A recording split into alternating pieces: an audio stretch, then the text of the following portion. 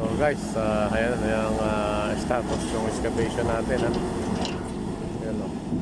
Nasa level na sa ngayon yan guys. Yan, pinipinis na ng excavator natin. Kung mapapansin nyo, ayun yung T50 Tyrant number 50 alignment to.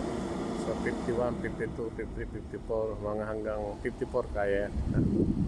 Pero 54 hindi na magagawa, siguro ng 53 lang. So guys, dire-diretso lang ang pag-uuli natin. Hanggang sa final na yung level ng ating final ng level ng Tyrant.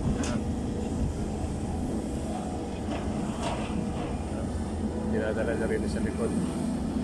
So bukas ng umaga, sigurado na kapag install na kami ng Tyrant. Yan, dito yung dinadala mamaya pagbuhatin niya, ililipat doon. Binubuhat mo isang caterpillar to, excavator. Ililipat mo sa kabila. Yan. Galing dito, ililipat doon.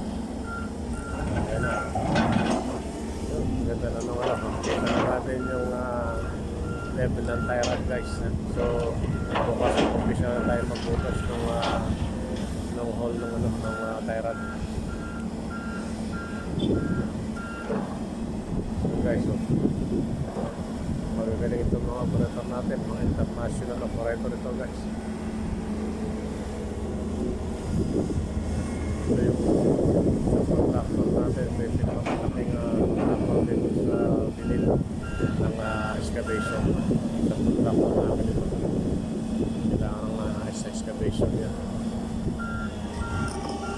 Guys, ayan, diretso lang ang excavation hanggang sa mapalabas na natin yung requirement para makapag-install tayo ng Tyrant.